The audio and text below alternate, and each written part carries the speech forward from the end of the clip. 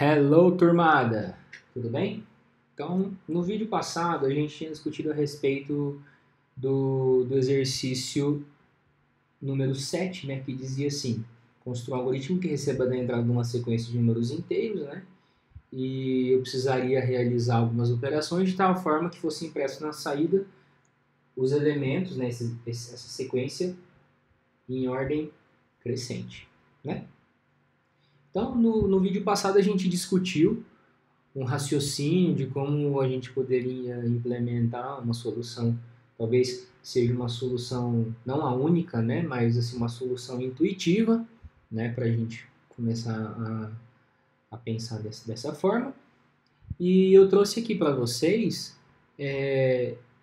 esse esboço, né, esse rascunho de raciocínio que a gente fez de forma escrita para mapear um pouco a gente, tá?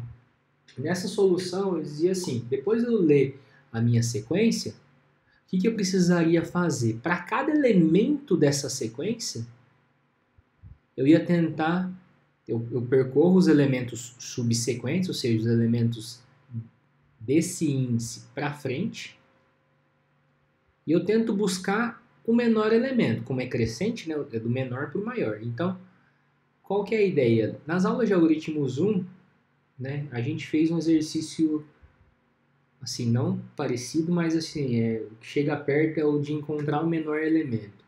Para encontrar o menor valor, o que eu fazia? Assumo, hipoteticamente, que esse cara é o menor elemento. E aí o que eu faço? Eu percorro o restante. Se eu encontrar alguém que é menor do que o que eu falei que é menor, então substituo, tá? Vou substituindo. Por exemplo, eu fixo aqui na primeira casa, no índice 0. Percorro todo mundo. Se alguma dessas posições eu achar alguém que é menor do que eu falei que é menor, então eu troco, né? Então, a ideia que foi dita aqui é assim, né? Eu faço só para esse 0? Não, eu tenho que fazer para todos os elementos. Por isso que é para cada elemento de S, no caso o SI, né? Então é assim, quando eu estiver no 0, eu vou percorrer do 1 até o 4. Quando eu estiver no 1, eu vou percorrer do 2 até o 4. Quando eu estiver no 2, eu vou percorrer do 3 até o 4. Quando eu estiver no 3, eu vou percorrer só o 4, né? Então, elementos subsequentes. Por que os antecessores, os elementos anteriores, eu não posso fazer isso? Porque os elementos anteriores eles já vão ser menores, né? Então, eles já vão ter sido colocados lá anteriormente. Então, eu não posso mexer neles, porque ali aquela posição já está, vamos dizer assim, correta, né? Por exemplo, eu percorri o S0 buscando encontrar o menor elemento. Vamos supor que nesse caso eu encontrei o 1. 1 é o menor elemento, então 1 vai vir para o S0. Qual que é o próximo? O S1. Se eu comparar qualquer elemento daqui começando com o S0, o 1 ele já vai ter sido colocado lá. Então o 1 vai ser menor do que esse elemento. Então eu vou fazer uma troca que eu não posso fazer. O 1 já vai ter sido colocado lá e eu não posso mexer mais nele porque ele é o menor elemento. Quando eu estiver no S1, eu tenho que buscar o quê? O menor elemento também, mas o segundo menor elemento. Quando eu estiver no S2, preciso buscar o terceiro menor elemento.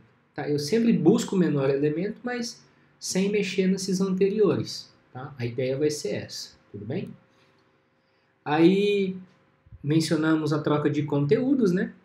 E essa troca de conteúdos é isso, né?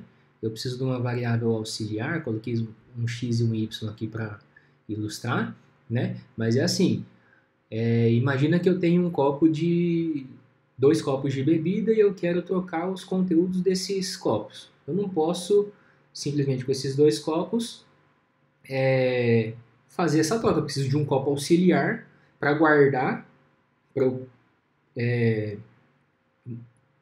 transportar, remover um desses conteúdos, uma dessas bebidas do copo, para poder fazer essa troca de conteúdos, né? Então, nesse caso, a variável auxiliar está fazendo o papel desse terceiro copo transportar os conteúdos das bebidas, né? Fazer a troca dos conteúdos. Não posso jogar os dois copos, as duas bebidas para o alto e inverter os copos que essa troca não é válida, né? Então, vamos inteiro S5, né? Nome da minha sequência, um I. Eu vou colocar um J aqui, porque eu sei que eu já vou precisar. Se você já viu o vídeo anterior, certamente você já vai compreender por que eu vou utilizar esse J. A variável auxiliar, né? E eu vou colocar aqui, ó,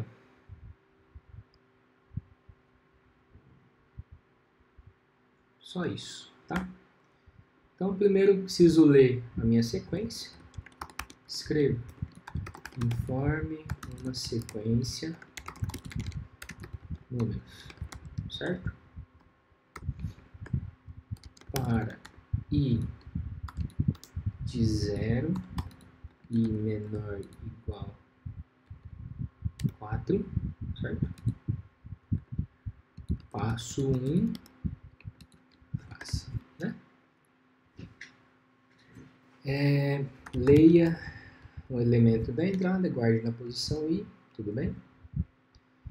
Agora eu preciso fazer essa parte que está em vermelho. Coloquei 2 fim aqui porque alguns de vocês já devem ter compreendido que eu vou precisar utilizar 2 paras, né? Por quê? O primeiro para, o mais externo, vai me servir para eu percorrer todo o meu vetor, tá?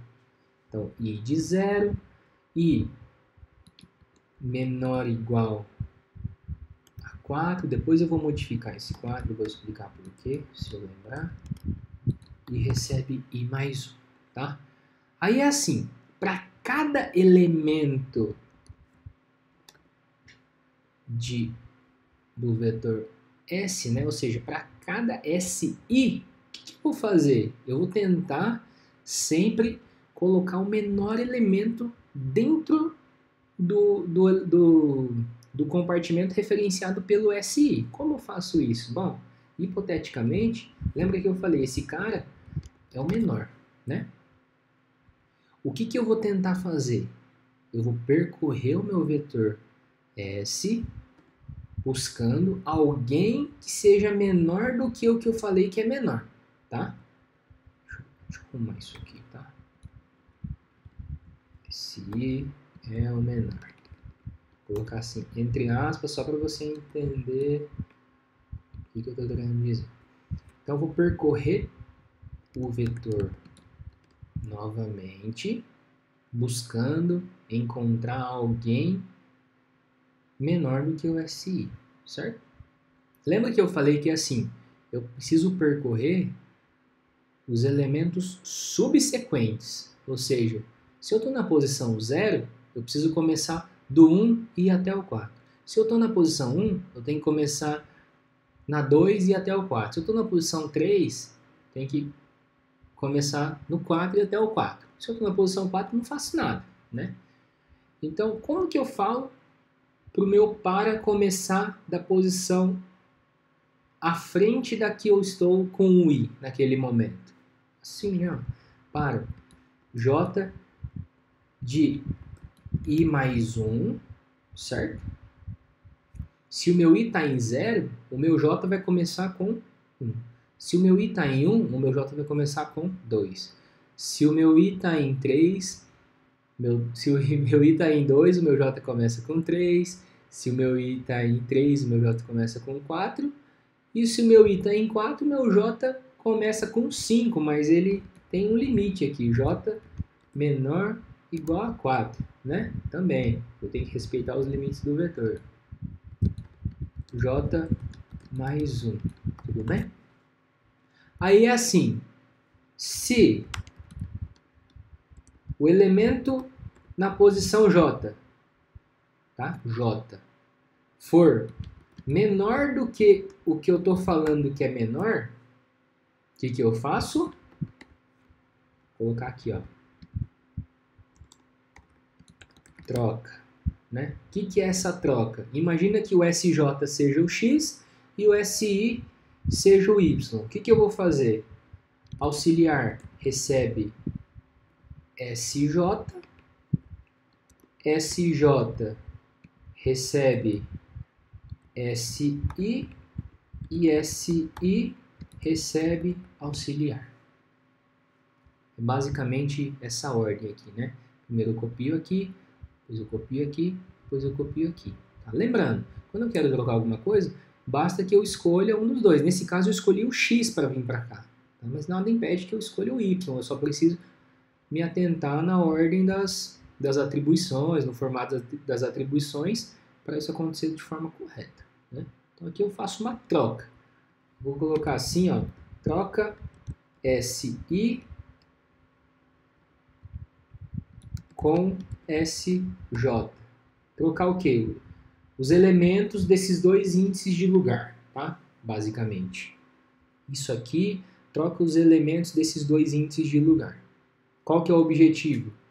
Encontrar, né, sempre o menor elemento para colocar em SI. Quando todo esse para terminar, quando eu chegar aqui, significa que SI contém o menor elemento naquele momento. Tá? Naquele momento, neste momento, né? Tanto faz.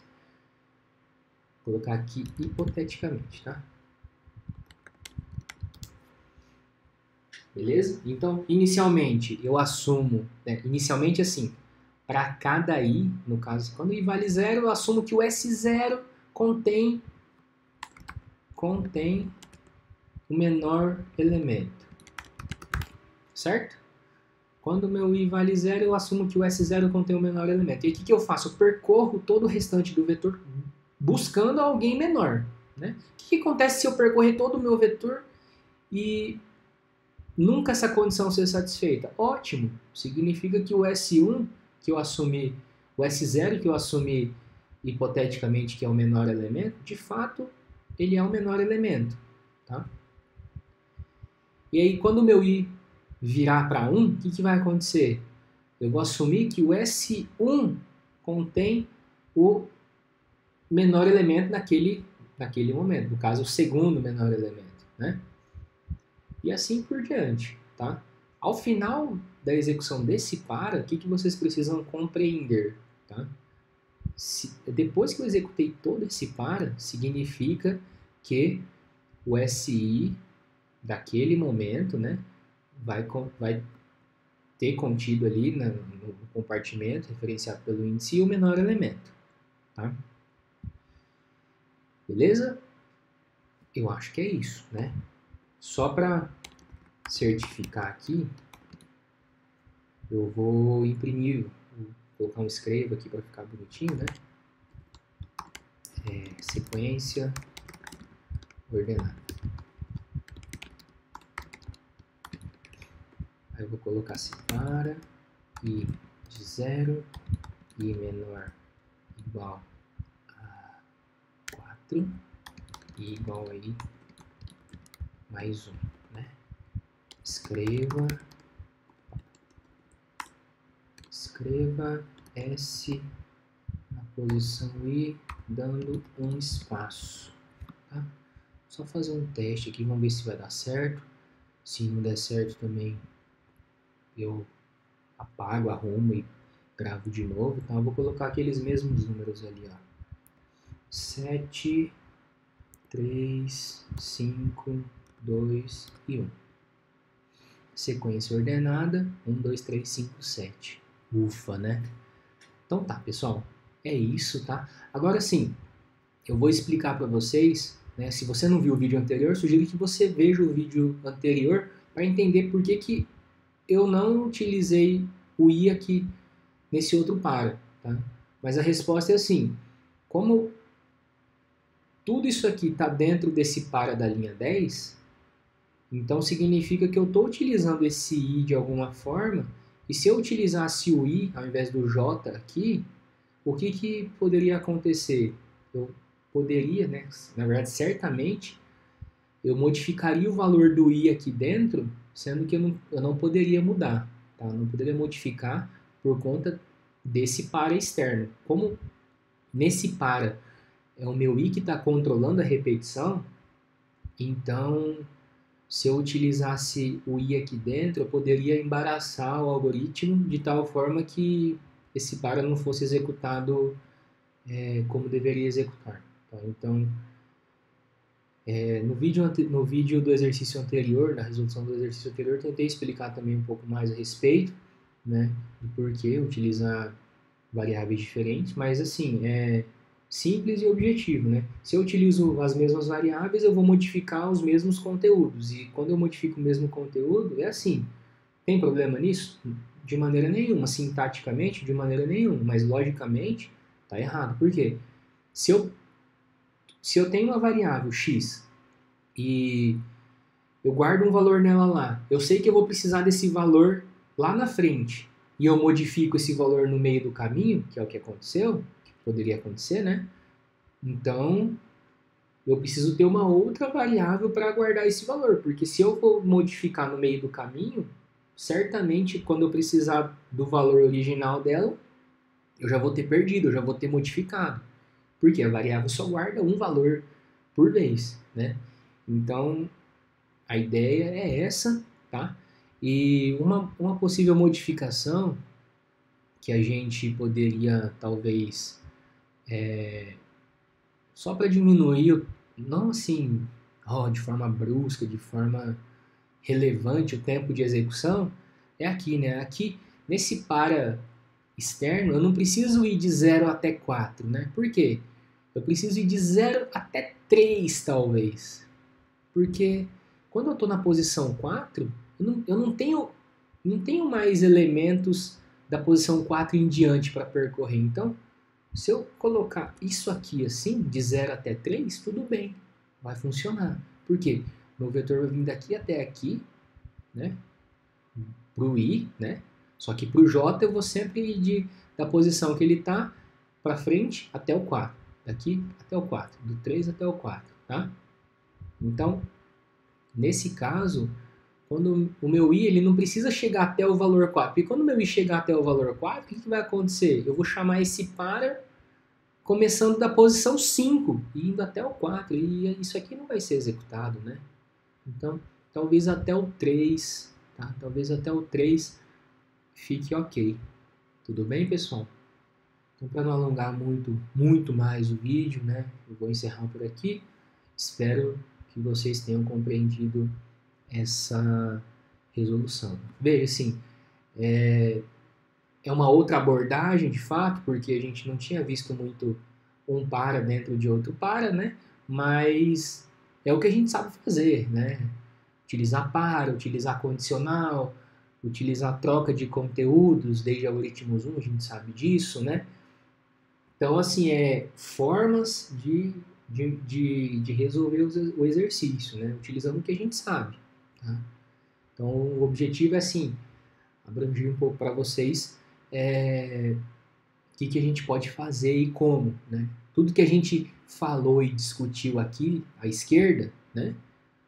Foi o que foi implementado aqui à direita, né? Talvez assim, vocês devem estar falando, pô, é muito fácil discutir nesse formato aqui à esquerda, é muito fácil dizer o que tem que fazer e construir, e é difícil de fato aplicar o que a gente construiu, mas é possível, né? Você só precisa, com as ferramentas limitadas, implementar a sua ideia. Beleza? Então, pessoal, abraço!